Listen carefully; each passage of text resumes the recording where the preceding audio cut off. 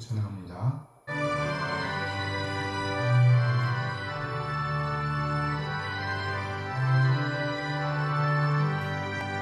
지난 일의 구맘에 예수 인도했으니 주의 전에 모여서 감사 찬송합니다.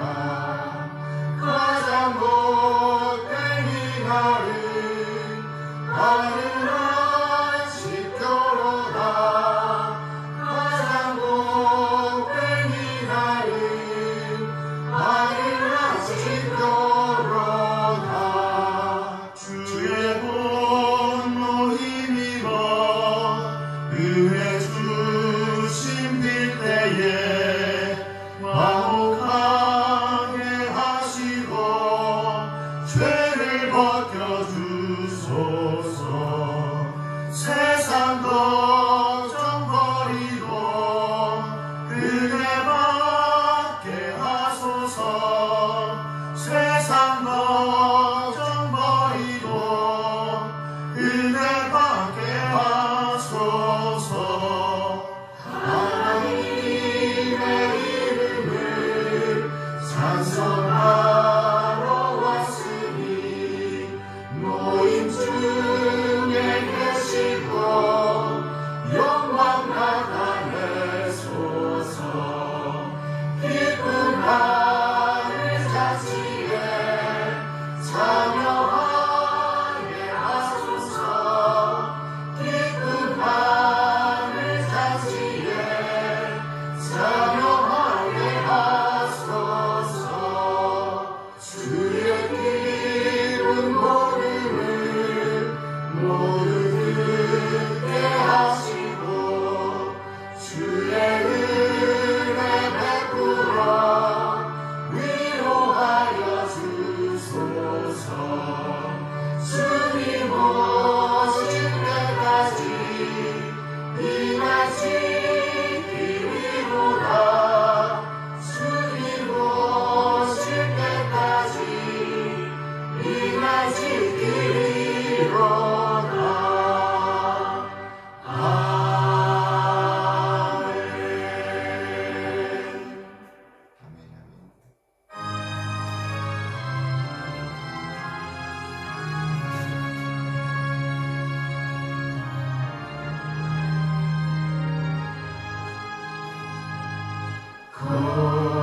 거룩한 주의 날 주 앞에 모여서 찬양과 경배를 주님께 드리세. 주님의 크신 사랑 놀라운 주의 은혜 귀하신 주께 영광을 돌리세. 엎드려 경배하세. 주님의 크신 은혜 영원토록 할렐루야. 소리 높여 찬양하세. 거룩한 주의 날 주 앞에 모여서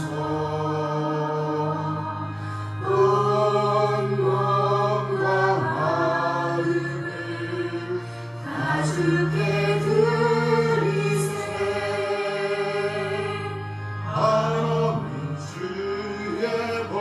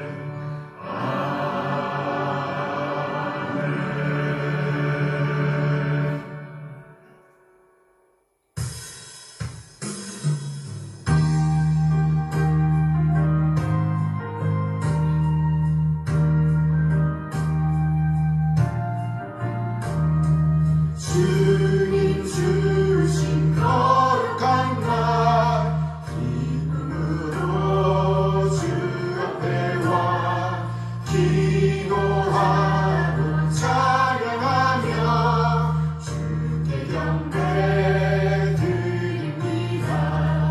내게 주신 귀한 물질 하나님께 드리오니 기뻐하는 제물로서 열람되게 하옵소서. 내게 있는 귀한 것을 주님 앞에 다 바쳐 주님 주신 큰 사랑에 부족할 것뿐입니다. 구원하신 나의 주님 크신 은혜 생각하면 주께 힘써 가시겠네. 아까울 것 무엇이랴. 내가 받은 모든 것은 하나님의 선물이니 마음과 뜻 다하여서 겸손하게 드립니다. 주님 기뻐 받으시니 아침은 낮을 것보다 복의 근원 하나님께 영원토록 감사하리. 아멘. 잠시 기도합니다. 참 좋으신 하나님 아버지 감사합니다. 거룩한 주님의 날에 또 이렇게 하나님 앞에서 모여 함께 예배하며 찬양할 수 있도록 도와주신 거 감사를 드립니다. 아멘. 하나님 아버지, 우리들의 삶이 현재에는 비록 힘들고 어렵지만 아버지 정말 소망을 하나님의 은혜 안에 있는 그 소망 아래서 즐거워할 수 있도록 주님 붙들어 주시기를 원합니다. 하나님 아버지, 정말 힘들고 어려울 때는 기도하게 하시고 즐겁고 행복할 때는 찬양하게 하심으로 찬송과 기도가 끊이지 않는 하나님 앞에서의 삶을 살아갈 수 있도록 도와주시옵소서. 하나님 아버지 감사를 드립니다. 아버지 다윗을 통해서 사무엘상 다윗을 통해서 하나님 아버지 다윗을 어떻게 인도하시고 은혜를 내려주시고 아버지 보호하시는지 보게 하시니 감사를 드립니다. 하나님께서 현재의 삶 속에서도 주님의 백성들을 보호하시고 인도하시고 결국에는 주님의 나라에 이르게 하시는 아버지 천국을 소망하게 하시는 아버지 귀한 아버지 복음을 주신 것 감사를 드립니다. 그 복음의 삶을 잘 살아낼 수 있도록 주님 붙들어 주시고 인도하여 주시옵소서. 주님 나라 가는 그날까지 주님 오시는 그날까지 아버지 하나님을 찬양하고 예배하는 삶을 살아갈 수 있도록 도와주시옵소서. 하나님 아버지 감사합니다. 오늘도 말씀을 전해주신 우리 목사님 영육간의 강건함과 성령의 충만함으로 더하여 주시옵소서. 하나님의 은혜 가운데 항상 붙들어 주시기를 원합니다. 하나님 아버지 감사합니다. 이 시간 신령과 진정으로 드려지는 귀하고 복된 예배가 되기를 기도하며 살아계신 예수 그리스도의 이름으로 기도드립니다. 아멘. 감사합니다. 이 시간은 시편 기도 시간입니다. 시편 124편 말씀이 되겠습니다.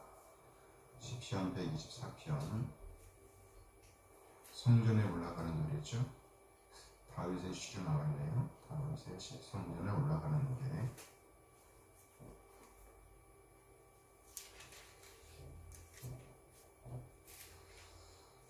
이스라엘은 이제 말하기를 여호와께서 우리 편에 계시지 아니하셨더라면 우리가 어떻게 하였으랴.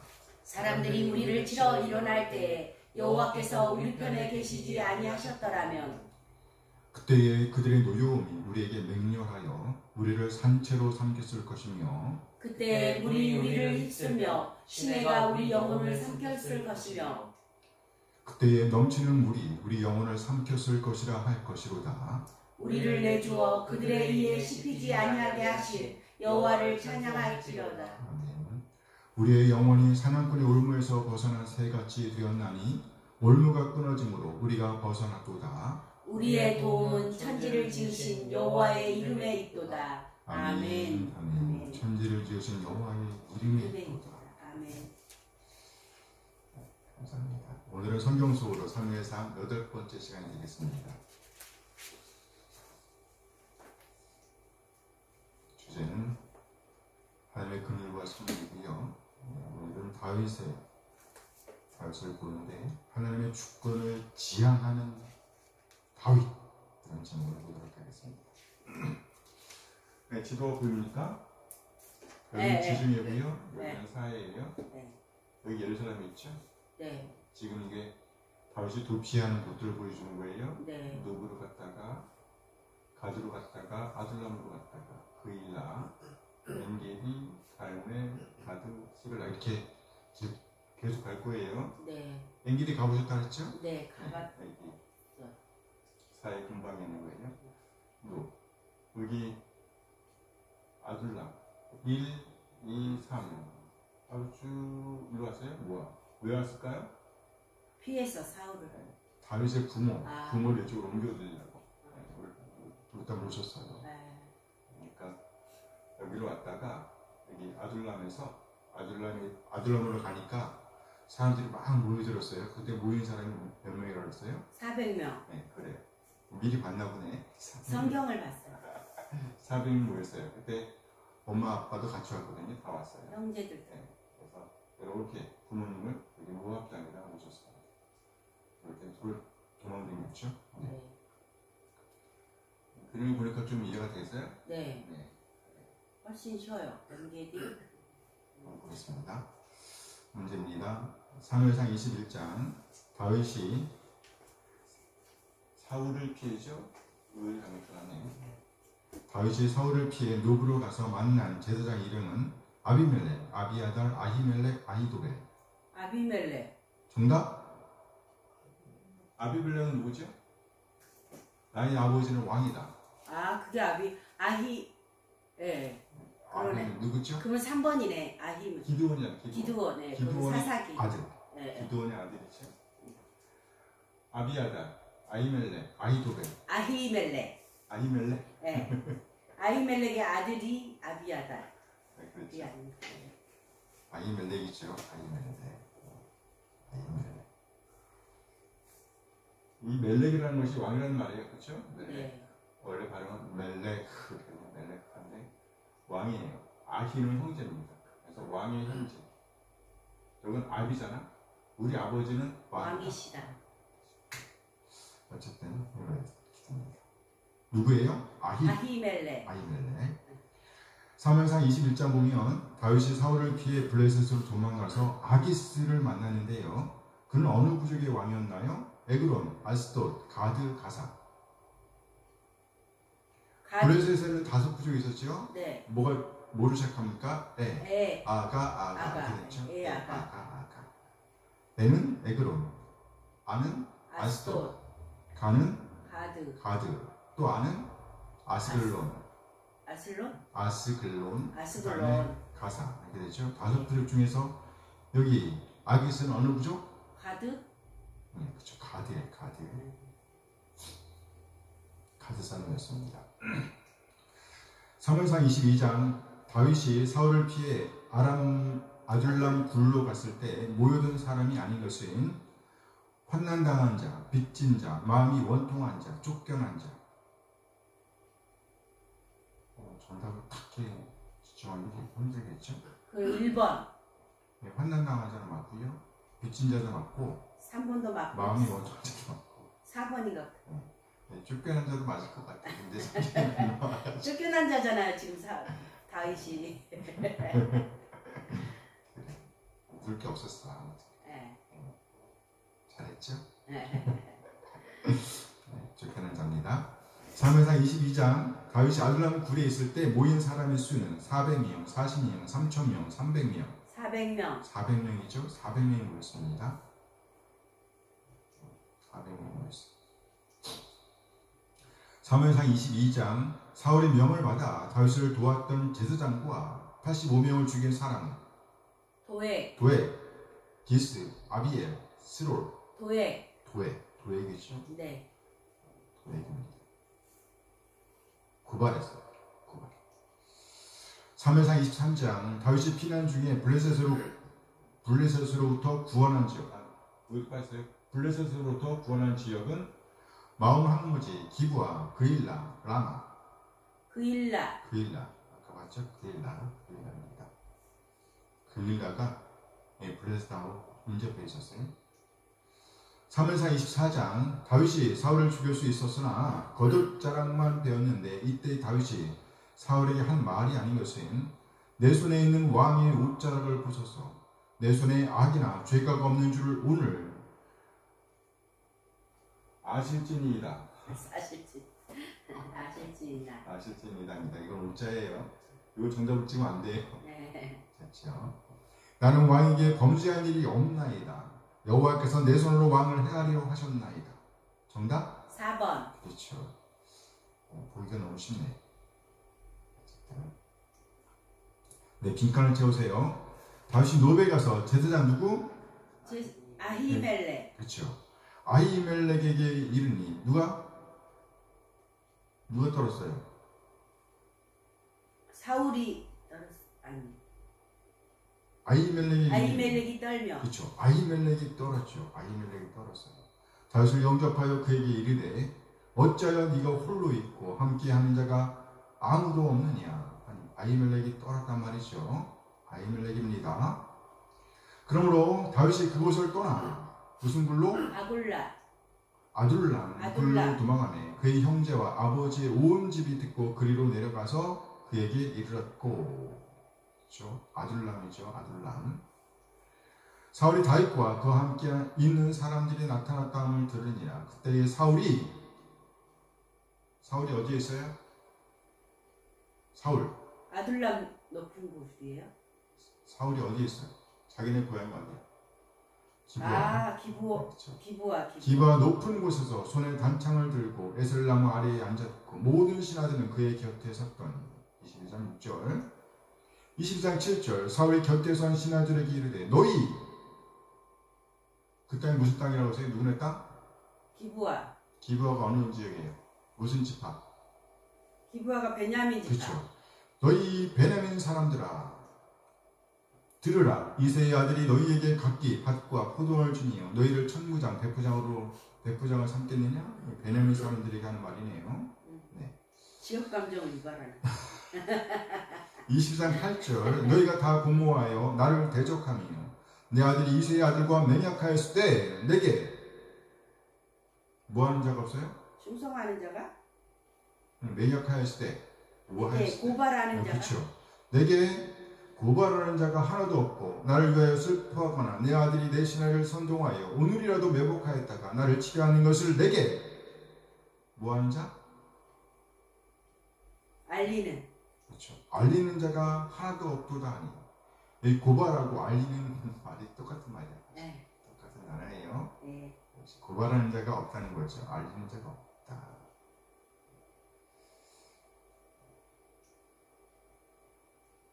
그다음 나오세요. 네, 13번 맞죠? 사무엘상 22장 9절 그때에 어디 사람? 누가? 지금 이거 이어지는 거죠? 22장 8절 그 다음 22장 9절에 아무도 나한테 고발하는 적 없어. 이게 어떻게 된 일이야. 사울이 막 역정을 낸단 말이에요. 그때 누가 나타납니까? 그때에 도액. 그렇죠. 도액이 나타나죠. 어디 사람이에요? 에돔 사람. 그렇죠. 에돔 사람 누구? 도액이.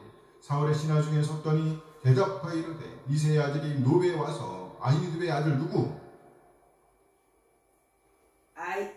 아히멜렉. 내게 이른 것을 내가 보았는데. 그렇죠. 이게 정답이 하나가 빼먹었네요. 그렇죠? 에돔 사람 누구였어요? 도액. 여기는요? 아히멜렉인데 이게 뭡니까? 네, 16번이 없네. 네, 아히멜렉이죠. 아히멜렉이 이른 것을 내가 보았는데 보았어요. 도액이 거기 같이 있었어요. 네. 배반합니다. 배반한 거예요. 네, 22장 20절 21절 아히두베의 아들 누구? 아히멜렉의 아들 중 아히멜렉의 아들 중 하나가 피하였으니 그의 이름은 아비아달이라. 그가 도망하여 다윗에게로 가서 사울이 여호와의 제사장들을 죽인 일을 다윗에게 알리니, 그러니까 아비아달만 간신히 살아나왔어요. 네. 45명이 다 죽었단 말이죠. 도액이 죽였어요. 먼저는 사울이 그 군대 장관한테 말했는데 안 따랐어. 그러니까 도액이 나서서 자기가 죽이겠다고. 24장 2절, 사울이 온 이스라엘에서 택한 사람 몇 명? 400명. 몇 명? 그렇죠. 3,000명을 거느리고 다윗과 그의 사람들을 찾으러 들염소 바위로 갔어요. 3,000명. 완전히 군대에 3,000명이 있는데 정예군이군요. 정예군을 가지고 어디로 가야 되는데? 전쟁을 하러 그렇죠. 블레셋으로 가야 되는데 누구에게 하는 거예요? 다윗에게. 정신이 멍텅구리라서. 하나님의 주권을 지향하는 다윗, 이런 제목으로 봅니다. 우리는 여호수아에서 이어 온갖 기대와 설렘으로 사사기 성경을 열었습니다. 그러나 우리의 기대는 산산이 부서졌습니다. 이스라엘은 완전 밑바닥까지 내려갔습니다. 그러나 우리는 사사기에 이어 왕국을 여는 사이에서 두 명의 여인을 만납니다. 누구와 누구? 룻과 한나. 룻과 한나입니다. 첫째, 이방 여인 룻을 통해서 이상적인 왕 다윗의 선조가 태어납니다. 그리고 둘째, 우리가 사무엘서를 열면서 만나는 누구? 한나를 통해서 이상적인 왕 다윗에게 기름을 부어 세울 사무엘이 태어납니다. 사무엘은 어머니의 소원 기도와 함께 태어났으며 그 소원을 지킨 어머니에 의해서 하나님께 온전히 바쳐졌습니다. 그렇게 그는 하나님 앞에서 점점 자라나게 되었습니다. 그러던 어느 날 그는 하나님의 음성을 듣습니다. 그렇게 사무엘은 하나님과의 직접적인 교통을 경험합니다. 처음에는 엘리 제사장이 하나님과 사무엘의 교통을 인정합니다. 그리고 나아가 온 이스라엘이 하나님께서 사무엘을 세우셨다는 사실을 확인합니다. 그리고 마침내 이스라엘의 마지막 사사 엘리의 시대가 끝나고 사무엘의 시대가 열립니다. 사무엘에게 주어진 중요한 사역은 곧 왕을 세우는 일이었습니다. 그에 의해 처음으로 세워진 왕은 사울입니다. 그러나 사울 왕은 보이는 것 때문에, 좋아 보이는 것 때문에, 좋은 것이 아니라 좋아 보이는 것 때문에 왕의 왕이신 하나님의 명령을 어깁니다. 그리고 아예 불순종의 길로 들어섭니다. 그러나 사무엘은 끊임없이 사울을 위해 근심하며 기도하였습니다. 하나님은 그를 불러내어 새로 세워질 왕에게로 보내십니다. 16장 1절 함께 읽습니다. 여호와께서 사무엘에게 이르시되 내가 이미 사울을 버려 이스라엘 왕이 되지 못하게 하였거늘 내가 그를 위하여 언제까지 슬퍼하겠느냐. 너는 뿔에 기름을 채워가지고 가라. 내가 너를 베들레헴 사람 이새에게로 보내리니 이는 내가 그의 아들 중에서 한 왕을 보았느니라 하시니라. 하나님께서 사무엘에게 말씀하십니다. 네가 그를 위하여 언제까지 슬퍼하겠느냐. 언제까지 슬퍼하겠느냐. 그만 슬퍼하라는 겁니다. 그러면서 그를 보내시죠. 가라. 내가 너를 베들레헴 사람 이새에게로 보내리니 드디어 우리가 룻기에서 보았던 그 왕 다윗이 등장하는 그림입니다. 공교롭게도 그때의 상황은 이스라엘을 대표하는 사울에 의해 하나님의 긍휼이 척창이 짓밟힌 상태였습니다. 바로 그 지점에서 한 왕이 지명되고 있음을 봅니다. 하나님의 섭리입니다. 이렇게 기름 부음 받은 다윗은 아무도 생각할 수 없었던 일을 행합니다. 곧 블레셋의 싸움을 도두는 자, 전쟁을 위해 길러졌던 사람의 이마로 물맷돌을 던져 박히게 한 것입니다. 이 일로 말미암아 그는 이스라엘과 블레셋 사람들에게 각인되었습니다. 이에 그는 온 이스라엘 사람들의 기대를 한몸에 받습니다. 때를 갖춰요 사울이 이 사람 다윗에 대한 미움을 더해가고 있었습니다. 이 그림은 마치 요셉 이야기의 재현처럼 보입니다. 요셉은 끊임없이 하나님께서 주신 꿈을 더하였습니다. 그러나 당시 요셉에 비해 힘을 쥐고 있었던 형들은 요셉에 대한 미움을 더해가고 있었습니다. 그로 인해 실제적으로 그들은 동생 요셉, 그를 아끼고 사랑하던 아버지 야곱의 아들 요셉을 죽이고 맙니다. 같은 선상에서 사울은 계속해서 다윗에 대한 미움을 더하였습니다. 결국 실제적인 측면에서 사울은 자신이 갖고 있던 힘으로, 창으로 그를 벽에 박은 것이나 다름없습니다.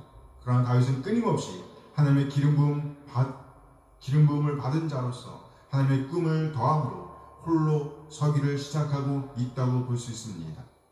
그러므로 우리는 그의 미래를 짐작해 볼 수 있습니다. 요셉이 가정의 총무, 감옥의 총무를 거쳐 온 나라의 총무로 자리매김했던 것처럼 다윗도 그렇게 기름 부음 받은 자로서 우뚝 서서 우리 앞에 나타나게 될 것이라는 말이죠. 아멘, 아멘. 아멘. 이제 다윗은 익숙했던 환경을 떠나 홀로 서기에 돌입합니다. 전에는 자유롭게 자신을 닦을 수 있었으나 이제는 아닙니다. 끊임없이 다윗을 추격하는 왕이 있었으니 자유롭게 자신을 닦을 수 있는 상황이 아니었습니다. 그야말로 위급한 상황이었습니다. 낯선 환경에 처한 것으로 말하면 요셉과 비슷하다고 할 수 있으나 그래도 요셉은 보호 아래 있었습니다. 주인의 아래로부터 모함받아 감옥에 들어가야 했지만 어찌 보면 그것도 그를 보호하는 장소였다고 할 수 있습니다. 그러나 다윗은 요셉과 비교하여 한층 더 위급한 상황을 만나게 되었습니다. 도저히 정직할 수 없는 상황을 만났습니다. 자기를 돕는 사람을 위해서이건 아니면 적절한 도움을 받기 위해서이건 그는 노베 제사장 아히멜렉에게 거짓을 말해야 했습니다. 일과 관련하여 다윗은 이 상황을 지켜보고 있던 에돔 사람 두에게 밀고로 자신을 도왔던 제사장과 그에게 속한 85명이 죽었다는 소식을 들어야 했습니다. 간신히 살아나온 그 제사장의 아들 아비아달을 통해서였습니다. 슬펐겠죠? 또 아무도 자신을 모를 것이라고 여기고 적진인 블레셋 땅에 몰래 숨어들었으나 자신의 신분이 들통나는 바람에 미친 채 하면서 그 상황을 모면해야 했습니다. 그러나 이전과 다르게 자신의 도움이 필요한 상황이라고 하면 위험을 무릅쓰고 달려들어 하나님의 주권을 살아냈습니다. 그렇게 그는 그일라 지역을 블레셋의 위기로부터 구원합니다. 나아가 그는 자신을 죽여졌던 사울왕 그를 죽일 수 있는 절호의 기회를 잡습니다. 이보다 더 좋은 기회는 다시 오지 않을 것입니다. 그래서 그를 따르던 사람들이 이 기회는 하나님께서 주신 기회라고 절대로 놓치면 안 된다고 다그쳤습니다. 그러나 그는 단지 사울왕의 겉옷 자랑만을 잘라낼 뿐이었습니다. 그리고 그 조각을 사울에게 보이면서 다윗은 자신의 죄 없음을 토로합니다. 다윗은 어찌하여 이렇게 사울에게 긍휼을 베풀었을까요? 24장 12절 함께 했습니다. 여호와께서는 나와 왕 사이를 판단하사 여호와께서 나를 위하여 왕에게 보복하시려니와 내 손으로는 왕을 해하지 않겠나이다. 무슨 말인가요? 하나님께서 하실 일은 하나님께 맡기고 자신이 할 일을 하겠다는 겁니다. 여호와께서 나를 위하여 왕에게 보복하시려니와 전적으로 하나님께 주권이 있다는 겁니다. 그러므로 하나님의 그 주권을 침범하지 않겠다고 절대로 침범하지 않겠다고 말합니다.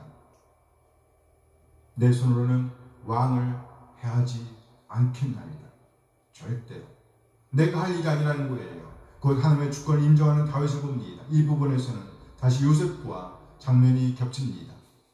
감옥에 있는 장관들이 꿈을 꾸고 그 꿈으로 인해서 큰 고민에 빠집니다. 그때 요셉이 그들을 향해서 말합니다. 창세기 40장 8절 함께 했습니다. 그들이 그에게 이르되 우리가 꿈을 꾸었으나 이를 해석할 자가 없도다. 요셉이 그들에게 이르되 해석은 하나님께 있지 아니하니까 청하건대 내게 이르소서. 요셉의 말을 들어보세요. 해석은 누구에게 있다? 하나님께 있지 아니하니까. 하나님의 주권을 인정하는 요셉을 봅니다. 왕 앞에서도 그의 대답은 똑같았습니다. 창세기 41장 16절입니다. 함께 읽어요. 요셉이 바로에게 대답하여 이르되 내가 아니라 하나님께서 바로에게 편안한 대답을 하시리이다. 요셉의 말입니다. 내가 아닙니다. 내가 아닙니다. 다윗의 말로 하면 나의 원한을 갚는 분은 하나님이시라는 겁니다. 그러므로 내가 보복할 일이 아니라는 것이죠. 요셉의 말을 조금 더 들어봅니다. 하나님께서 바로에게 편안한 대답을 하시리이다. 역시 그의 속에는 하나님의 주권이 살아있었습니다. 내가 뭔가 하겠다는 것이 아닙니다. 내가 뭔가 하겠다. 이것은 바로 형들의 마음이었습니다. 사울의 마음이었습니다. 그래서 형들과 사울왕은 하나님의 뜻을 저버리고 적을 대적하는 것이 아니라 아군을 대적하는 삶에 헌신하였습니다. 웃기죠? 반면에 요셉이나 다윗은 달랐습니다. 이들은 적을 바로 판단하고 바르게 대처했습니다. 그래서 다윗은 자신이 처한 상황이 위급하였음에도 불구하고 하나님의 주권을 의지하여 그일라 땅 곧 자기 민족을 괴롭히는 블레셋을 대항하여 싸웠습니다. 그렇게 적극적으로 싸워 그일라를 구원하였습니다. 하나님의 주권을 살아내는 좋은 본을 보여준 것입니다. 아멘, 아멘. 아멘. 이 부분에서 꼭 생각나는 예화가 있어요. 옛날에 아주 옛날에 제가 생각하는데 축구를 하잖아요. 축구.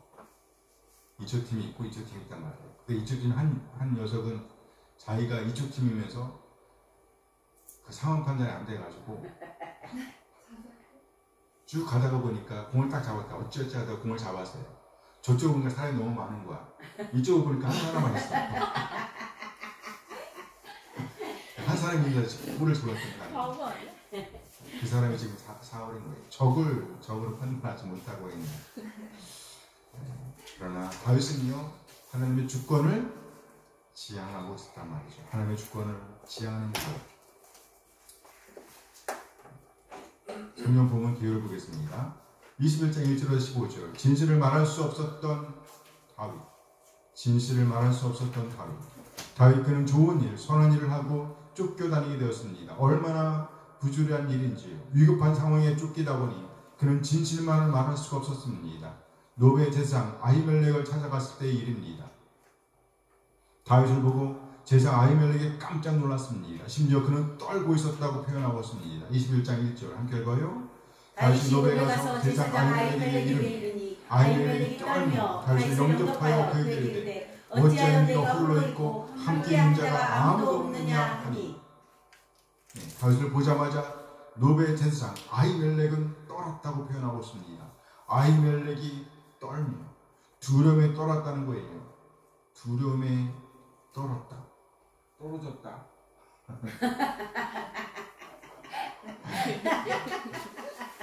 두려움에 떨었다는 거예요. 떨었어요. 왜요?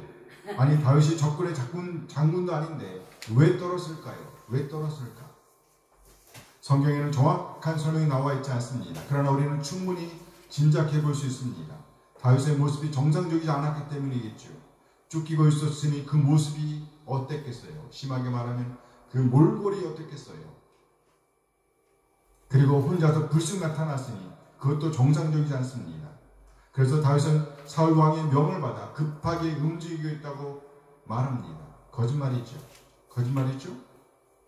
네, 그러네. 네, 이렇게 말하면서 다윗은 그를 보호하고자 하는 마음도 있었을지 모릅니다. 사울의 사람들이 와서 물었을 때 그 자신은 아무것도 몰랐으니 그것으로 문책당할 일은 없을 것이라고. 어찌되었건 다윗은 사실대로 말할 수가 없었습니다. 그렇게 그는 서둘러 그곳에서 먹을 것과 자신이 블레셋 사람 골리앗과의 싸움에서 승리하고 취하였던 그 칼을 갖고 그곳을 떠납니다. 이 즈음에는 그것보다 좋은 무기는 없다고 말하면서 말이죠. 그것보다 좋은 무기는 없다고. 또 이곳을 떠나 그는 아무도 예상할 수 없었던 블레셋 땅으로 피합니다. 그렇죠? 적진이 오히려 안전한 곳이란 말이죠. 그런데 자신의 신분이 들통이 납니다. 들통이 났어요. 상황을 보면 다윗이 처음부터 자신의 정체를 드러냈던 것은 아닌 것으로 보입니다. 신분이 들통이 나자 그는 죽음의 위협을 느껴 침을 질질 흘리면서 정신 온전하지 못한 사람처럼 행동을 합니다. 그렇게 하여 그 상황을 모면합니다. 절박하죠? 네. 절박해요. 아주 절박합니다. 20장 1절에서 23절. 자신을 돕다가 죽은 자손을 챙기는 다윗. 블레셋을 떠나 다윗은 아둘람 굴로 도망갑니다. 그가 그곳에 있다는 소식을 듣고 그의 형들과 아버지의 온 집이 그에게로 옵니다. 그리고 환난당한 자, 빚진 자, 그 모질게 빚을 갚으라고 재촉하는 주인들을 피해서 온 자, 도망다죠. 그러니까. 그리고 마음에 원한이 있는 자들이 다윗에게 모입니다. 이렇게 그는 그들의 우두머리가 되었습니다. 대장이 되었다는 거예요. 그가 그렇게 그곳에서 부모님을 피신시키고 또 이 사람들을 돌보고 있는 사이에 사울이 다윗을 도왔던 제사장 아히멜렉을 찾아냅니다. 에돔 사람 도에게 고발로 드러나는 일이었습니다. 나름대로 다윗은 조심한다고 했는데 그것이 먹히지 않았던 것처럼 보입니다. 결국 아히멜렉과 그에게 속한 85명의 제사장들이 도에게 죽임을 당합니다. 이 사람 도에게는 시편 52편의 제목에서 한 번 더 나올 뿐입니다. 시인이 이 사람을 세상 불쌍한 사람으로 묘사하고 있습니다. 이때 아히멜렉의 아들 아비아달만이 도에게 참혹한 칼날을 피해 다윗에게로 피합니다. 그리고 다윗은 아비아달을 섬세하게 챙깁니다. 24절 1절에서 29절 두피 중에도 도울 자는 돕는 다윗. 다윗은 자신의 상황도 위급했으나 블레셋에게 온갖 것들을 빼앗기면서 고통당하고 있던 그일라 땅을 구원합니다. 그리고 광야 산골을 거쳐 엔게디 요새로 도망갑니다. 이제 그를 따르는 사람들은 대략 600명 정도가 되었습니다. 24장 1절에서 22절 하나님의 주권을 살아내는 다윗. 위급한 상황에서 그는 자신을 죽이려고 하던 사울왕을 죽일 수 있는 기회를 잡습니다. 오늘 이렇게 오타가 많지? 이렇게 나오면 X인데 다 참 맞네요. 사울왕을 죽일 수 있는 기회를 잡습니다. 죽일 수 있는 기회를 잡아요. 그러나 그는 바로 하나님의 주권을 먼저 생각합니다. 그랬단 말이죠. 중식 구절을 보겠습니다. 죽기 살기로 다윗을 추격하는 사울. 24장 1절에서 2절 함께 읽어요. 사울이 그 사람을 쫓다가 돌아오매 어떤 사람이 그에게 말하되 보소서 다윗이 엔게디 광야에 있더이다 하니 사울이 온 이스라엘 택한 사람 3,000명을 거느리고 다윗과 그의 사람들을 찾으러 들려서 바위로 가셨어요. 사울은 다윗을 블레셋 군과 동일하게 취급하고 있음을 봅니다. 적군과 아군을 구별하지 못하는 사울. 참으로 불쌍하다 하지 않을 수가 없습니다. 다윗 한 사람을 잡기 위해서 그는 정예 군사 몇 명? 3,000명을 모읍니다. 사울이 온 이스라엘에서 택한 사람 3,000명을 거느리고 다윗과 그의 사람들을 찾으러 들염소 바위로 갔어요. 그냥 군인이 아니었습니다. 정예병이었어요. 마치 블레셋과 싸우기 위한 것처럼 보입니다. 온 이스라엘에서 택한 사람 3,000명을 거느리고 정말 이상한 일입니다. 사울과 다윗은 다 같이 기름 부음을 받은 왕입니다. 하나님을 대신하는 통치였다는 말이죠. 통치자였다는 말이죠. 그러므로 이들은 동일하게 그 백성을 적들로부터 보호해야 합니다.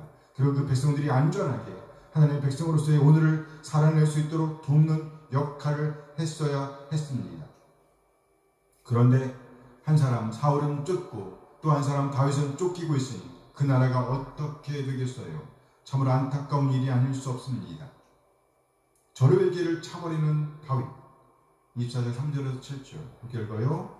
길가 야미론에 이른즉 불이 있는지라 사울이 뒤를 보러 들어가니 다윗과 그 사람들이 그 굴 깊은 곳에 있더니 다윗의 사람들이 이르되 보소서 여호와께서 당신에게 이르시기를 내가 원수를 네 손에 넘기리니 네 생각에 좋은 대로 그에게 행하라 하시더니 이것이 그날이니 하니 다윗이 일어나서 사울의 겉옷자락을 가만히 댔니라. 그리한 후에 사울의 옷자락 뱀으로 말미암아 다윗의 마음이 찔려 자기 사람들에게 이르되 내가 손을 들어 여호와의 기름 부음 받은 자를 내 주를 치는 것은 여호와께서 금하시는 것이니 그 여호와의 기름 부음을 받은 자가 되느니라 하고 다윗이 이 말로 자기 사람들을 금하여 사울을 해하지 못하게 하니라. 사울이 일어나 굴에서 나가 자기 길을 가니라. 위급한 상황을 보내고 있던 다윗, 그는 그 위급한 상황을 끝낼 절호의 기회를 잡습니다. 함께 읽어볼까요? 길가 양이 우리에 이른즉 불이 있는지라 사울이 뒤를 보러 들어가니라. 다윗과 그의 사람들이 그 굴 깊은 곳에 있더니. 지금 사울은 다윗을 추격하고 있습니다. 그러다가 길가에 있는 양무리를 발견합니다. 그리고 그 양무리의 한쪽에 굴이 있었다는 거예요. 그러니까 양이나 염소들이 살고 있는 집이 있고 그 한쪽 귀퉁이에 굴이 있었다는 거예요. 그림이 그려져요. 그 굴을 확인하자마자 다급하게 사울이 뛰어갑니다. 그 이유가 뭘까요? 사울이 뒤를 보러 들어가니 골지곳대로 옮기면 사울이 자신의 발을 가리기 위해서 그리로 들어갔다는 말입니다. 어쨌든 혼자서 들어갔습니다. 그의 정예군 3,000명은 저만치 떨어져 있습니다. 그리고 사울이 들어가서 발을 가리고 있는 더 안쪽에 누가 있었어요? 다윗과 그를 따르는 사람들이 있었다는 겁니다. 이 그림을 다시 한번 그려보겠습니다. 양우리가 있는 곳은요 바위산입니다. 바위산. 그리고 그 바위산 한쪽에 담을 만들었어요. 쭉 담을 만들어 놓고 그곳에 뭐가 있습니까? 양과 염소들이 머물도록 한 것입니다. 그리고 그 안쪽에 뭐가 있다는 얘기예요? 굴. 그러니까 양우리가 이렇게 있는데 이 안쪽에 물끈이 지우겠죠? 이 안쪽에 굴이 있었던 거예요. 사울 정예군이 좀 더 멀리 떨어져 있었을 것입니다. 그렇죠? 굴이 안쪽에 있으니까 좀 더 멀죠. 그리고 다윗과 그를 따르던 사람들은 더 안쪽에 있었다고 하니까 그야말로 감쪽같이 사울을 해치울 수 있는 환경이 조성되어 있었다고 볼 수 있습니다. 도망갈 길도 있었다는 말이죠. 그래서 그를 따르던 사람들이 재촉합니다. 빨리 끝내자고 말이죠. 함께 읽어요. 다윗의 사람들이 이르되 보소서 여호와께서 당신에게 이르시기를 내가 원수를 네 손에 넘기니 네 생각에 좋은 대로 그에게 행하라 하시더니 이것이 그날이이다 하니 다윗이 일어나서 사울의 겉옷자락을 가만히 뱀니라. 다윗은 그를 따르는 사람들의 권고를 따르지 않습니다. 그리고 단지 그의 옷자락만을 자릅니다. 그 이유가 뭘까요? 함께 했습니다. 자기 사람들에게 이르되 내가 손을 들어 여호와의 기름 부음을 받은 내 주를 치는 것은 여호와께서 금하시는 것이니 그는 여호와의 기름 부음을 받은 자가 됨이니라 하고. 이유는 아주 간단했습니다. 그는 여호와의 기름 부음을 받은 자가 됨이니라. 한마디로 하나님의 주권을 어길 수가 없다는 말입니다. 그야말로 다윗은 하나님의 주권을 따라 쳐야 할 사람, 구하고 보호하고 지켜내야 할 사람이 누구인지를 알았던 겁니다. 우리는 어떤가요? 적군과 아군을 잘 구별하고 있는지요? 이 시간 예배하는 우리는 예수 그리스도를 머리로 하는 지체입니다. 뭐라고요? 지체. 하나라는 말이죠. 그렇다면 우리는 지체로서의 삶, 곧 하나님의 주권, 그리스도의 주재권, 주인됨을 인정하는 오늘을 살아내고 있을까요? 하나님의 주권을 인정한다는 것은 그저 말뿐이면 안 됩니다. 반드시 그에 걸맞은 삶이 따라와야 합니다. 헌신이 따라와야 한다는 것이에요.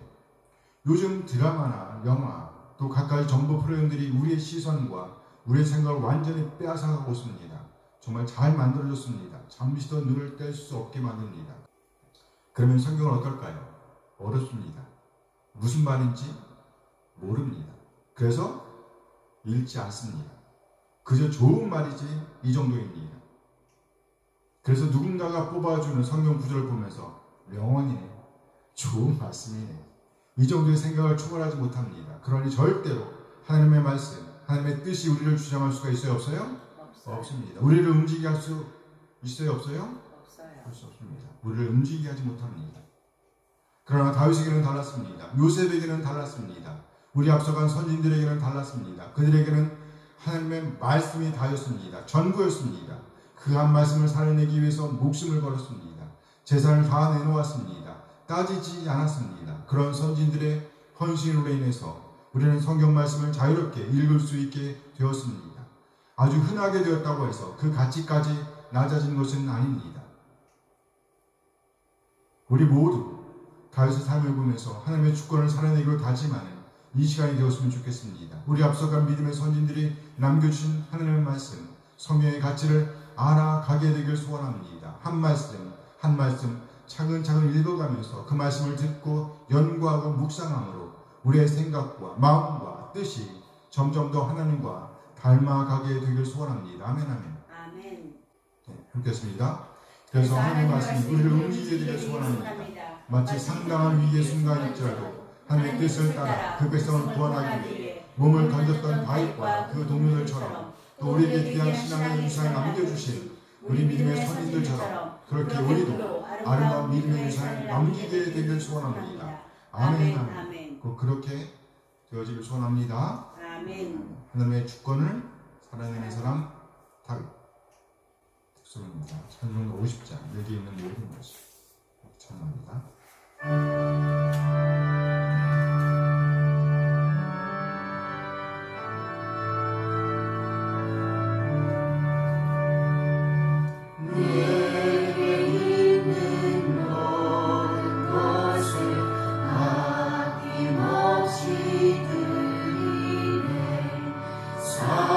사랑하고 의지하며 주만 따라 살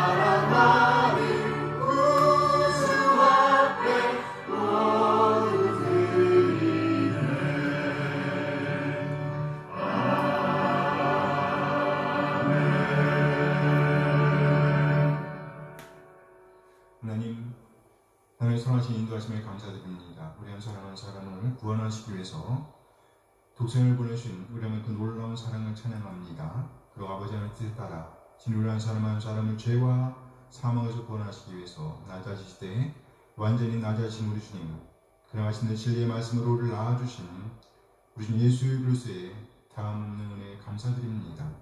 독생을 내어준 우리 하나님의 놀라운 사랑과 예수님의 은혜를 깨닫게 하심으로 우리를 하나님의 자녀로 거듭나게 하신 성령 하나님의 인도하심을 찬양합니다. 하나님의 그 놀라운 사랑과 은혜 인도하심에 감사하여 우리 자신의 삶을 드리고 헌물을 드리고 시간을 드리고 또 우리의 몸과 마음을 드립니다. 하나님, 우리 지체들의 기름을 받아 주시옵소서. 흠양하여 주시옵소서. 우리 하나님의 사랑과 긍휼과 은혜에 적절하게 반응하게 하옵소서. 그래 그리스도님의 가치를 보존해내게 인도하여 주시옵소서. 그 삶의 자리에서 더욱더 하나님의 사랑에 잠기는 복을 주시옵소서. 그 삶이 더욱더 풍족해지는 복을 주시옵소서. 하나님, 이 시간 우리의 말씀을 기다립니다. 우리를 깨닫게 하시고 하나님 되심을 인정하며 하나님의 뜻, 하나님의 오름을 살아내고자 하는 열정을 주시옵소서. 믿음의 부유한 자로서 믿는 자의 품격을 살아낼 수 있도록 하나님의 사랑과 은혜를 살아낼 수 있도록 인도하여 주시옵소서. 감사드리며 우리 주 예수 그리스도의 이름으로 기도합니다. 아멘. 환영합니다.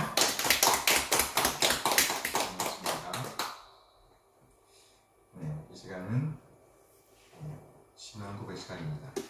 1689년 런던 침례교 신앙고백서 제7장 하나님의 언약의 관하를 고백하도록 하겠습니다. 하나님의 언약의 관하.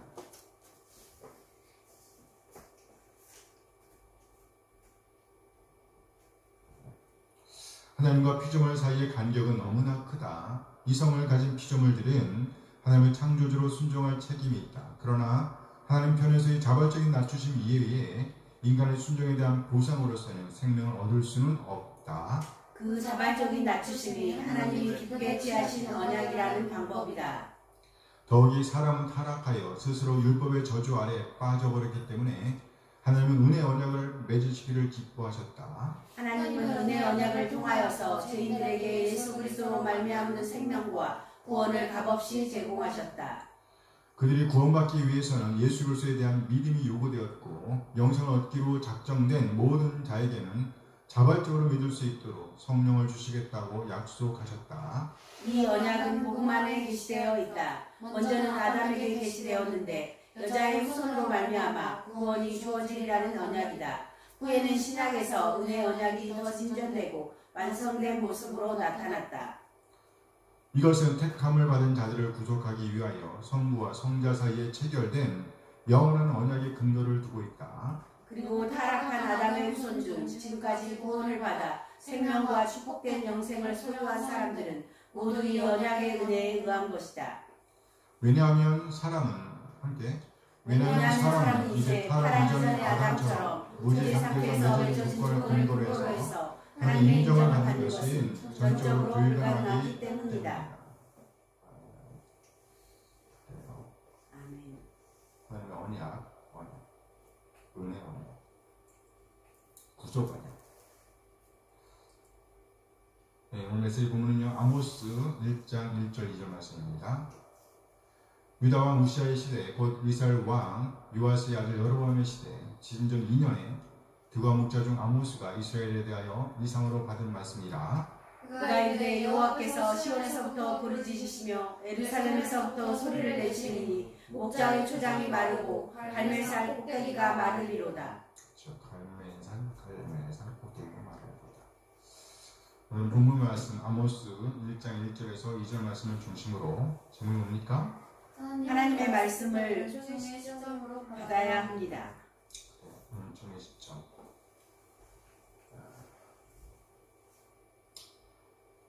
하나님의 말씀을 은총의 시점으로 받아야 합니다. 이 말씀을 풀어보면 멈추고, 하나님의 말씀을 듣기 위해서 멈추고 돌아서라는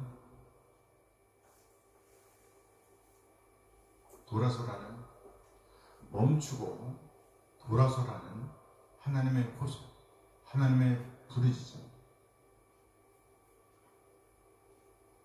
다시 말해서 세상 방식을 따르던 그 삶을 멈추고 누굴 향해 돌아서라? 하나님을 향해 하나님을 향하여 돌아서라는 그 호소에 반응해야 한다는 의미입니다.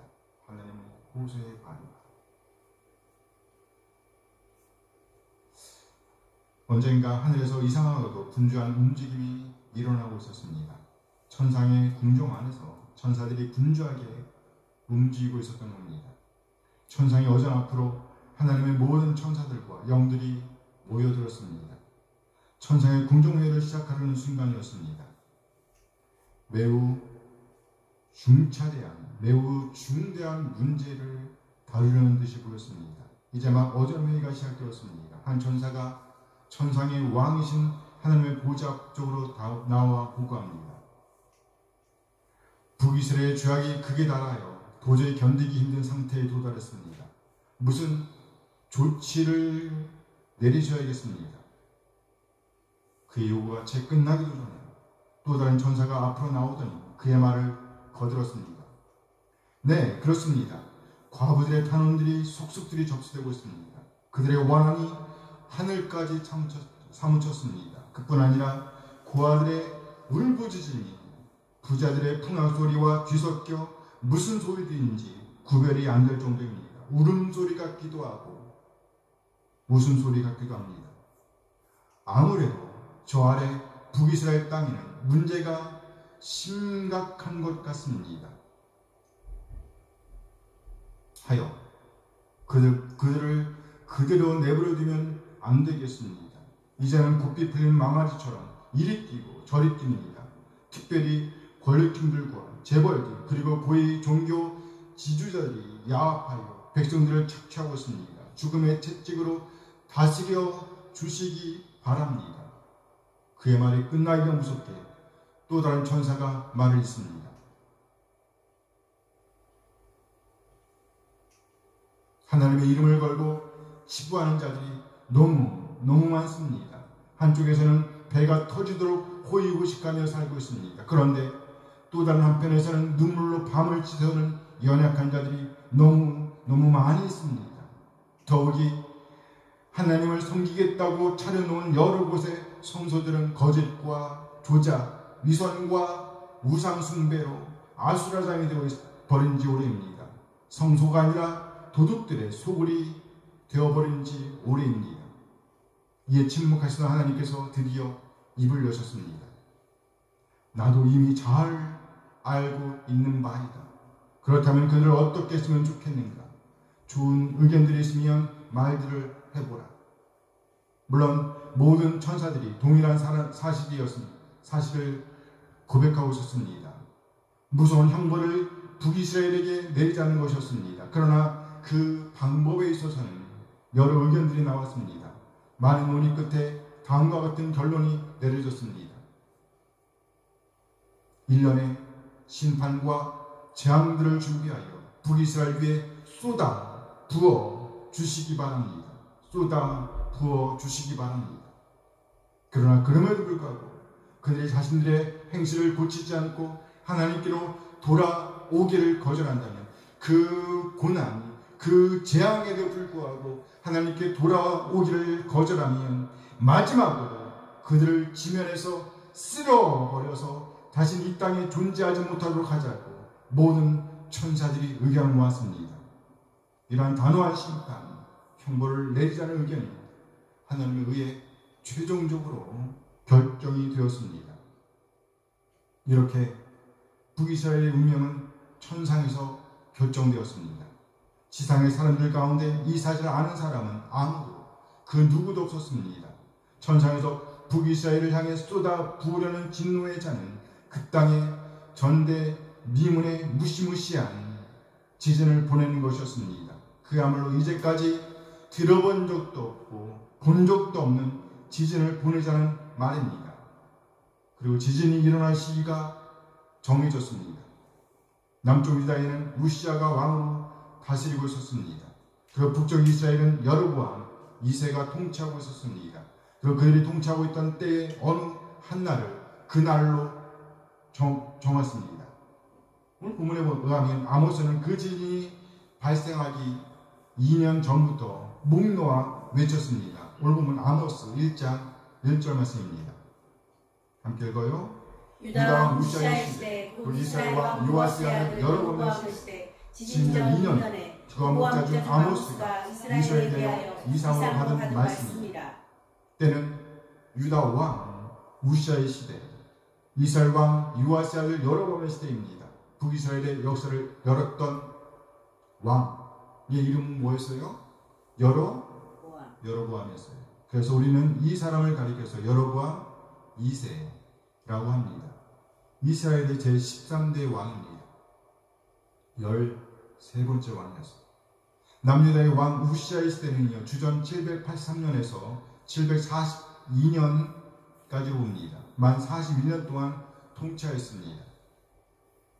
그리고 북쪽 이스라엘의 여로보암 2세의 시대는 주전 786년에서 주전 746년까지 옵니다. 만 40년간 통치하였습니다. 41년, 40년. 오래 통치했죠? 유다 왕 우시아와 북이스라엘 왕 여로보암의 통치 시기는 거의 겹칩니다. 이스라엘에 있어 이 시기는요, 정치적 안정과 경제적 번영의 시기였습니다. 이 당시 북이스라엘은 하맛 어귀에서 아라바 바다 이르기까지 광활한 영토를 장악하고 있었습니다. 그러니까 남쪽 유다의 경계선부터 북쪽 끝까지 다 차지하고 있었다는 얘기예요. 이 영역은 통일왕국의 황금시대에 버금가는 영역이었습니다. 따라서 이스라엘 역사의 제2부흥기라고 할 수 있습니다. 그래서였을까요? 아모스는 이스라엘을 가리켜서 백성들의 머리인 지도자들이라고 표시하고 있습니다. 곧 열국 중 으뜸이라고 표현하고 있단 말이죠. 아모스 6장 1절 말씀입니다. 함께 읽어요. 화 있을진저 시온에서 경원하는 자와 사마리아 산에서 마음이 든든한 자 곧 백성들의 머리인 지도자들이여 이스라엘이 그들을 따르는도다. 이스라엘에 대한 아모스의 표현입니다. 백성들의 머리인 지도자들이요. 이 말은 으뜸가는 민족으로 유명한 자들이란 말이에요. 으뜸가는 민족으로 유명한 자들, 곧 열국 중 으뜸이었다는 표현입니다. 그러니까 이스라엘의 자신감은 얼마나 대단했을까요? 그렇게 아모스가 예언하던 시기, 말씀을 선포하던 시기는 이스라엘이 자기 만족과 안일 속에 깊이 잠겨있던 시대였다는 겁니다. 정치적 발전과 국력의 증진은 동시에 경제적인 번성, 경제적인 번영을 가져왔습니다. 영토의 확장과 함께 국제적 무역 교역량이 증가하였습니다. 다양한 교역로의 확보로 이스라엘의 경제는 전무후무한 활성기를 맞고 있었습니다. 이런 시기가 없었다는 거예요. 이처럼 부흥된 시기가 없었다는 말입니다. 문자 그대로 풍요한 사회였다는 거예요. 그야말로 신의 축복 아래 이스라엘은 영원히 라는 구호가 전국 도처에서 울려 퍼지고 있었습니다. 이스라엘은 영원히. 이와 같은 무제한적 낙관주의는 이스라엘 사회의 유행이며 열정이기도 하였습니다. 그러나 불행하게도 그들의 풍요한 사회는 모든 사람들을 위한 복지 사회의 그것은 아니었습니다. 모든 사람을 위한 것은 아니었단 말이죠. 물질적 번영과 경제적 안정 속에서 부상한 것은 상류 계급 사회였습니다. 상류 계급 사회. 뭐라고요? 상류 계급 사회. 소수의 상류층에게로 막대한 부가 집중되었습니다. 따라서 일반 국민들은 깊은 소외감을 맛보아야만 했습니다. 아울러 박탈감까지 느끼게 되었습니다. 물론 상류층들의 부의 축적은 부당한 이윤추구, 착취로 얻어진 피해 열매들이었습니다. 인간사에서 항상 그렇듯이 부의 축적은 자연스럽게 사치와 향락을 추구하게 합니다. 사치와 향락. 가진 자는 더 많은 것을 탐합니다. 나아가 그러한 욕망을 실현하기 위해 그들은 온갖 부정한 일들을 스스럼 없이 자행합니다. 사회적 정의와 사법적 공정, 공의는 이미 옛시대의 유물처럼 덩그러니 법 속에만 남아있습니다. 법전 속에만 남아있단 말이죠. 어디에만 남아있다고요? 법전에만. 그들의 양심 깊은 곳에는 거미줄이 쳐져 있습니다. 뭐가 쳐져 있다고요? 따라서 어떤 양심의 가책도 느낄 수가 없게 되었습니다. 자기 만족이라는 동굴 속에서 독점적이고 배타적인 삶을 추구합니다. 그렇게 권력층과 부유층들은 자기 기만 속에서 영적으로 살찌게 되었습니다. 비만입니다. 이 비만으로 인하여 그들의 눈과 귀는 점점 더 둔해집니다. 그들의 귀가 재앙의 시계줄 소리를 들을 수 있을까요? 두툼해진 눈꺼풀로 덮인 그들의 눈이 흑암처럼 변해가는 북쪽 하늘을 과연 볼 수가 있을까요?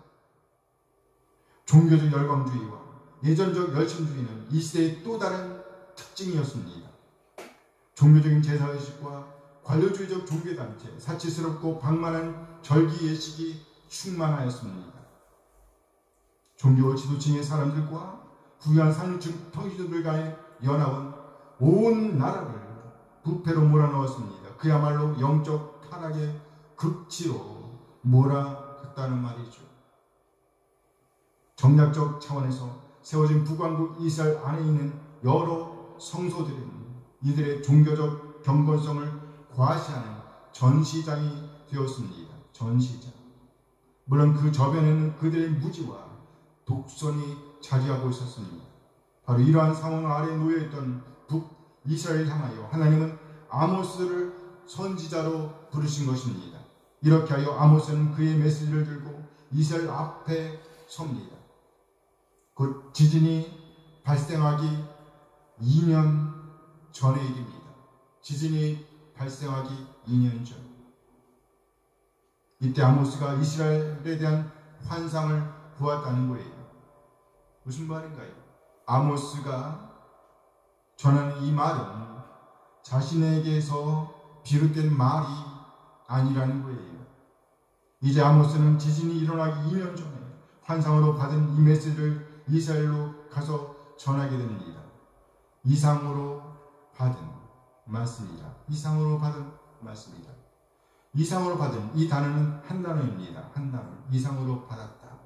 기본적인 뜻은요, 하나님을 보다 또는요, 하나님의 얼굴을 보다, 이런 뜻입니다. 그러나 사람이 하나님의 얼굴을 직접 볼 수는 없는 일이죠. 그래서 이 말은 선지자적인 환상을 보다, 선지자적인 이상을 보다, 비전을 보다, 이런 뜻으로 이해할 수 있습니다.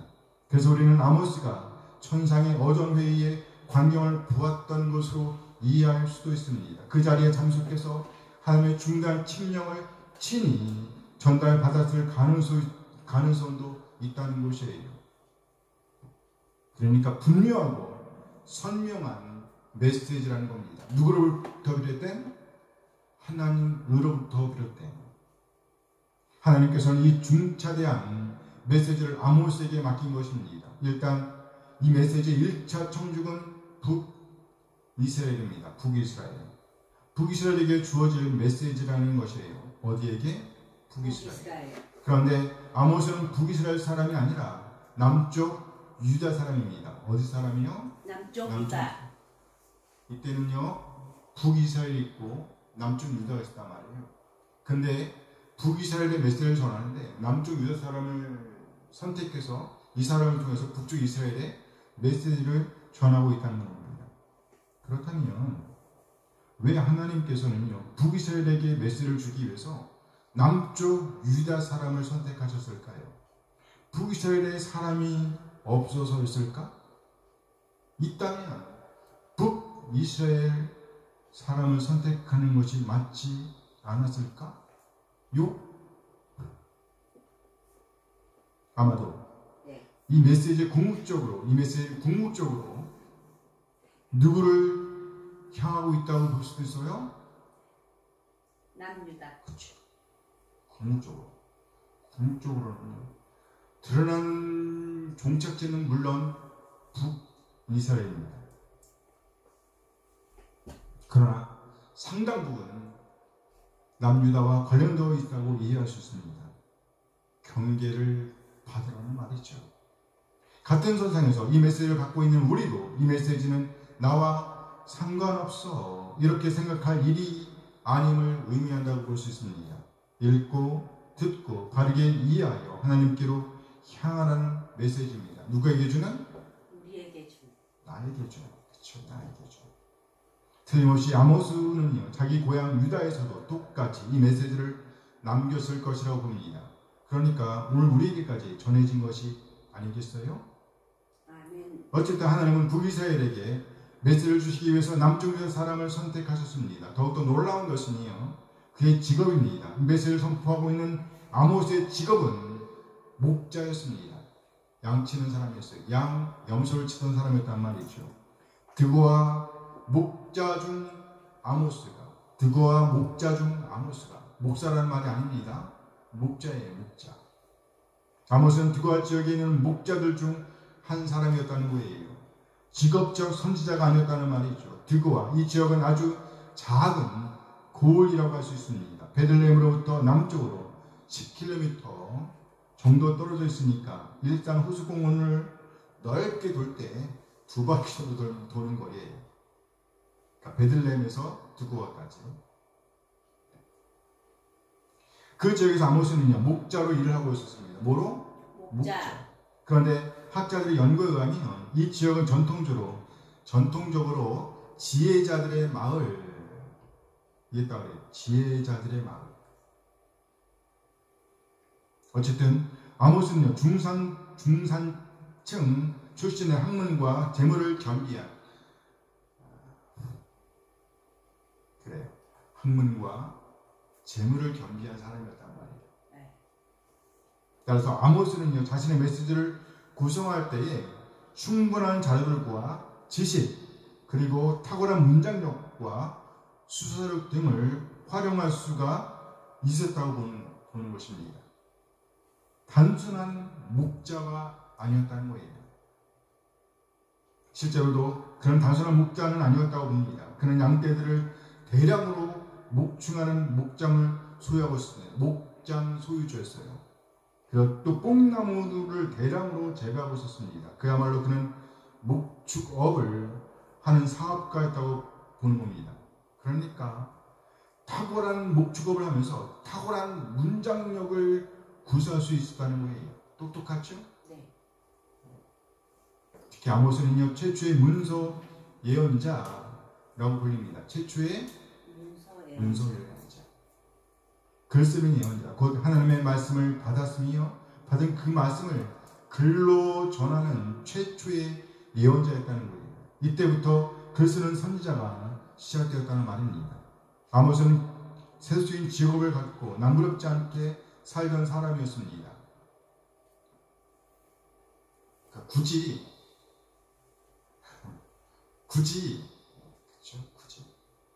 선지자로서 일할 필요가 없었다는 말이에요.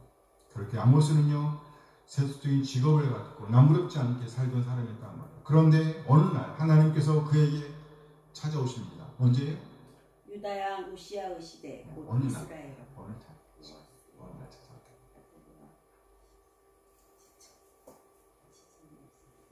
우리에게도 어느 날이 있죠? 어느 날. 그야말로 하나님의 부르심을 받은 것입니다. 예측하지 못했던 하나님의 부르심이었습니다. 그는 본래 선지자가 아니었어요. 또 선지자의 아들도 아니었습니다. 단지 뽕나무를 재배하던 사람이었습니다. 그리고 양을 치던 사람이었습니다. 그런데 어느 날, 언제요? 어느 날 하나님께서 그를 찾아오십니다. 아모스 7장 15절 말씀입니다. 함께 읽어요.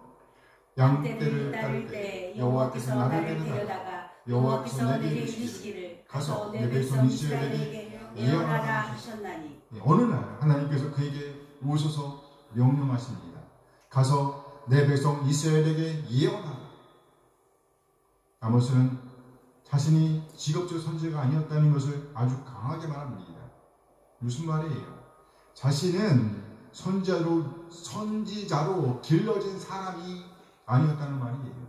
하나님께서 직접 부르셨다고. 하나님께서 직접 부르셨다고. 하나님께 직접 부르심을 받았다라고 말하는 겁니다. 그러니까 그 전하는 말도 누구의 말이라는 얘기예요? 하나님의 말이라는 거예요. 자기의 말이 아니라는 거죠. 그 이후 그는 상상할 수도 없는 경험을 합니다. 그는 사람들이 볼 수 없는 광경을 보게 되었습니다. 그는 사람들이 들을 수 없는 메시지를 듣게 되었습니다. 나아가 그는 사람들이 결코 참여할 수 없는 천상의 회의를 직접 참관하게 되었습니다. 그곳에서 들려오는 소리를 직접 듣습니다. 다른 사람들이 듣지 못하는 시계 소리를 들을 수 있었습니다. 이상한 징조가 그의 눈에 보였습니다. 북이스라엘의 대부분의 사람들에게는 여름날처럼 하늘은 맑고 구름 한 점 없는 청명한 날이었습니다. 바람은커녕 나무 잎 하나도 흔들리지 않는 고요한 날이었습니다. 그러나 아모스의 귀로 아주 이상한 소리가 들려옵니다. 그리고 날은 점점 더 어두워져만 갑니다. 하늘은 온통 검은 구름으로 덮여갑니다. 바람이 스산하게 으스아스하게 불기 시작합니다. 스쳐가는 바람 소리도 예사롭지 않습니다. 미풍의 속도가 점점 불기 시작하더니 강풍으로 돌변하러 갑니다. 아모스는 이런 현상들을 보려고 해서 보는 게 아닙니다. 그저 그에게 이러한 현상들이 보여지는 것입니다. 그는 자신을 보고 있는 것을 부인하려고 했습니다. 아니야. 이것은 뭔가 이상해. 내가 미친 것 아니야? 아니야. 내가 미치다니. 그럴 리가 없어. 혼돈에 빠졌어요. 부정하면 부족할수록 점점 더 분명하게 보였습니다. 너무나 분명한 거예요. 결국 아모스는 이스라엘을 대항하는 하나님의 심판 메시지를 들고 서게 되었습니다. 그와 목자 중 아모스가 이스라엘에 대하여 이상으로 받은 말씀입니다. 그런데 이 메시지가 주어진 때는 지진 전 2년이라고 표현하고 있습니다. 지진 전 2년. 뭐라고요? 지진 전 2년. 지진 전 2년. 이 말은 북이스라엘에게 회개의 기회가, 무슨 기회? 회개의 기회가 먼저 주어졌다고 이해할 수 있습니다. 그렇습니다. 북이스라엘은 1차적 심판이 시행되기 2년 전부터 계속되는 하나님의 경고의 나팔 소리를 들을 수 있는 기회를 가졌다는 거예요. 이 메시지는 곧 이스라엘에게 돌아오라고, 제발이지 멈추고 돌아서라고 외치시는 하나님의 부르짖음이라고 할 수 있습니다. 애절한 호소라고 할 수 있다는 말이죠. 애절한 호소. 제발이지 가던 길을 멈추고 돌아서란 말이야. 하나님의 애절한 부르심이라고 할 수 있습니다. 오늘 본문은요, 하나님 그 부르심을 사자의 포효에 비유하고 있습니다. 오늘 본 2절 말씀이에요. 읽겠습니다. 그가 이르되 여호와께서 시온에서부터 부르짖으시며 예루살렘에서부터 소리를 내시리니 목자의 초장이 마르고 갈멜산 꼭대기가 마르리로다. 여호와께서 시온에서 부르짖음, 사자의 포효입니다. 부르짖음. 지진전 2년에 아모스는 이렇게 여호와께서 시온에서 부르짖는다, 호소하는 메시지를 선포합니다. 지진하면 누구라도 기억할 불행, 아직까지 그 불행이 이스라엘을 강타하기 전이었습니다. 몇 년 전? 2년 전. 그러나 마침내 2년이 되는 어느 시점에서 이 불행한 사건은 이스라엘 전역을 강타할 것입니다. 그래 수많은 비극적인 불행으로 이어질 겁니다. 그야말로 아주 끔찍한 재앙이 되겠죠. 심지어 이후 200여 년이 지난 후에도 이스라엘은 이 사건을 기억하고 있을 정도입니다. 200년이 지났는데도 이 사건을 기억합니다. 그 지진하면 누구나 알 수 있는 그런 재앙이었단 말이에요. 스가랴 14장 5절 말씀입니다. 함께 읽어요.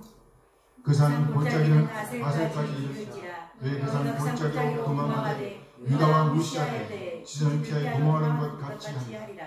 나는 여호와께서 임하실 것이며 모든 거룩한 자들이 주와 함께 하리라. 유다와 우시아 때에 지진을 피하여 도망하던 것 같이 하리라.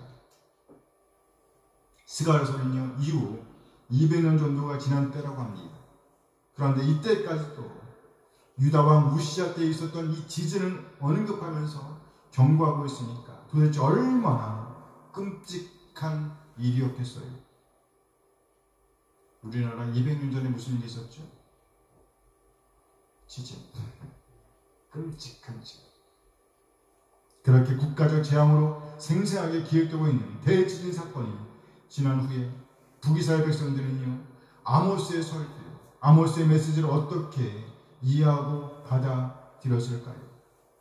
그래서 많은 사람들이 후회했겠죠.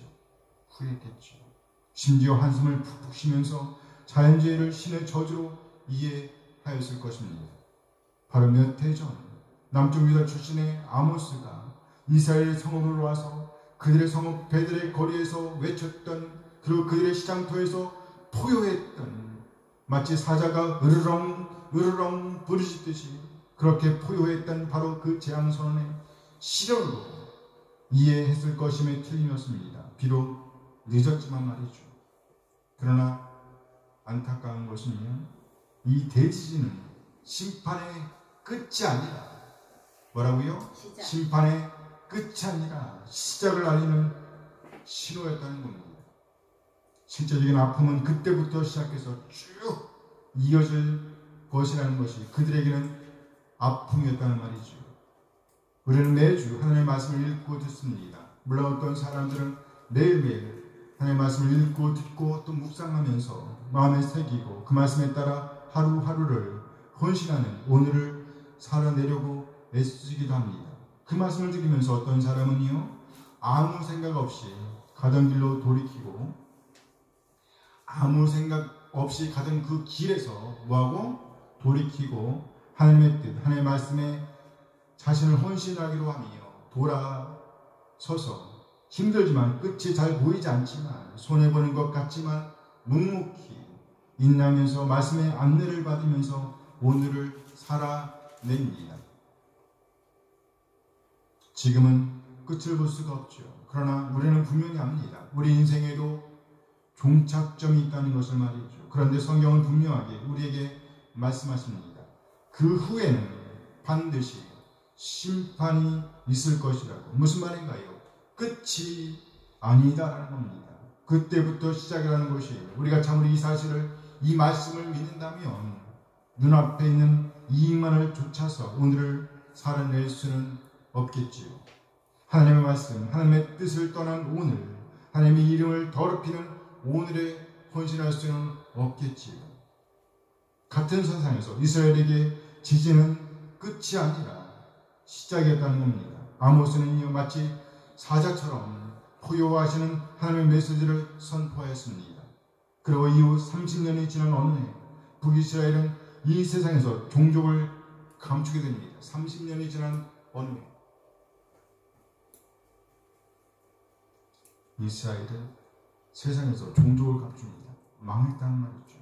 망했습니다. 아수리아에서 북이스라엘의 최대 도시 사마리아가 그 최후의 날을 맞게 되었습니다. 주전 722년입니다. 결국 이스라엘 백성들은 나라 없는 백성이 되었습니다. 나라 없는 백성.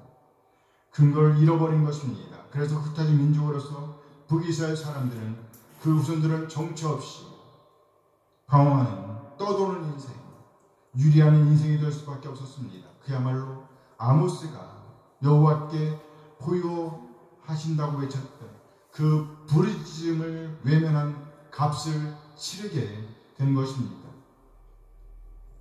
여기서 우리를 더욱더 안타깝게 하는 것은요, 북이스라엘 백성들이 지진 전 인연을 놓쳤을 뿐만 아니라 지진 후 몇 년? 30년을 놓쳤다는 거예요.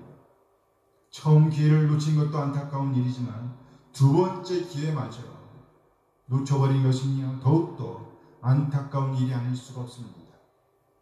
또 한 가지 우리를 안타깝게 하는 것은요, 북이스라엘이 멸망한 이후 당연히 정신을 차렸어야 할 남쪽 유다도 역시 하나님의 외침을 외면하고 멸망의 길로 나아갔다는 겁니다. 누구요? 유다. 그렇죠. 이웃하고 있던 북이스라엘의 멸망은 남쪽 유다에게 주는 메시지였음에 틀림이 없습니다. 그런데 남쪽 유다가 북이스라엘의 길로 나아갔다는 거예요. 이런 바보가 어딨어요? 그것이 우리를 더욱더 안타깝게 한다는 거예요. 안타깝다는 말이죠.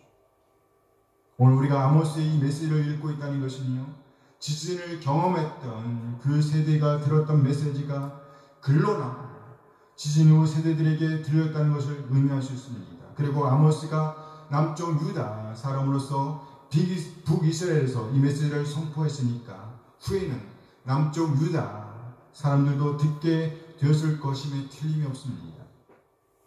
그리고 글로 남겼으니까 읽게 되었겠죠. 그렇다면 북이스라엘이 그랬듯이 남쪽 유다도 북이스라엘의 멸망을 보면서 이 메시지를 읽으면서 정신을 차릴 기회를 갖게 되었다고 볼 수 있습니다. 뭘 가진 거예요? 기회를 가진 거예요. 그런데 그들은 북이스라엘이 멸망한 이후 136년 정도가 지난 시점에서 바벨론에게 멸망당합니다. 멸망당해요. 남쪽 유다 백성들은 주전 586년에 예루살렘의 함락과 함께 기나게 심판의 기간을 보냅니다. 그야말로 나라 이름 백성으로서 어둠의 시간을 보내게 된 거예요. 그러나 북이스라엘과 달리 이들에게는 아직도 기회가 있었습니다. 하나님께로 회개하고 돌아올 기회, 은총을 받을 기회가 있었다는 말이에요. 이 메시지를 받고 있는 우리도 역시 현재 시점에서, 지금 현재 시점에서 하나님께서 포효하시는 음성, 소리를 듣고 있습니다. 날들의 마지막에 하나님께서 그 아들을 통해서 우리에게 주신 메시지를 듣고 있습니다. 그야말로 최후 통첩, 최종적인 말씀을 듣고 있다 할 수 있습니다. 오늘 우리가 이 메시지를 듣고 있다면 이 메시지는 하나님께 응답하라는, 제발이지 하나님께 옳게 반응하라는 메시지가 아니겠어요? 가던 길을 멈추고 하나님께로 돌이키라는 메시지가 아니겠어요? 우리 모두 그렇게 은총의 기간을 보내고 있는 겁니다. 은총의 기간을 맞고 있다고 할 수 있어요.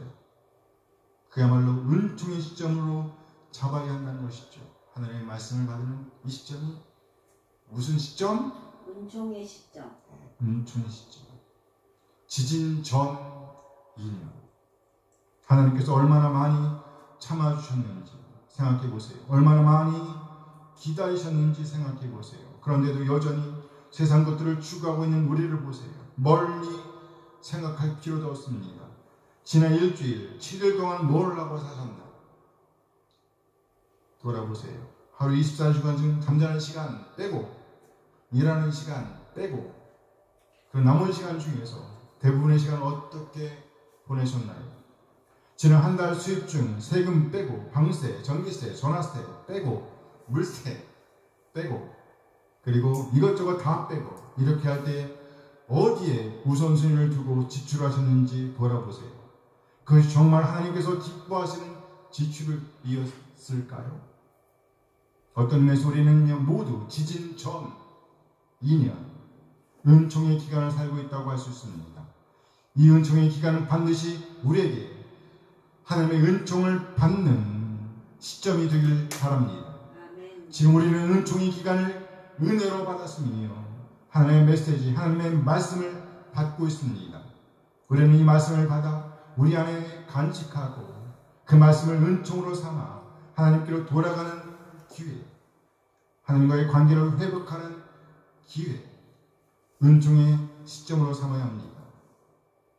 나아가 나로부터 시작된 이 은총이 우리 이웃으로 퍼져나가는 시점이 되어지길 소원합니다. 아멘, 아멘. 아멘. 기도하시겠습니다.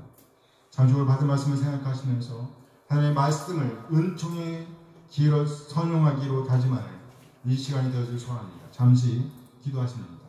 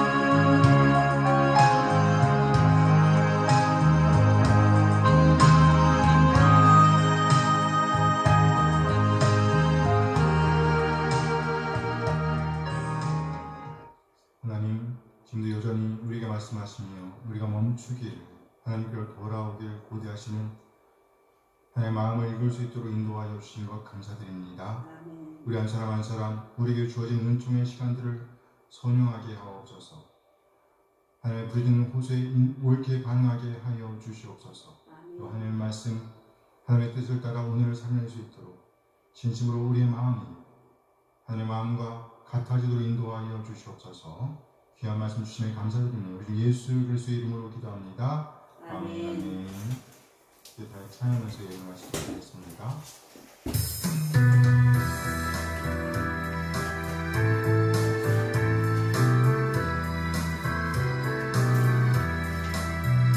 주를 경배하리 나 경배하리 주를 찬양하리라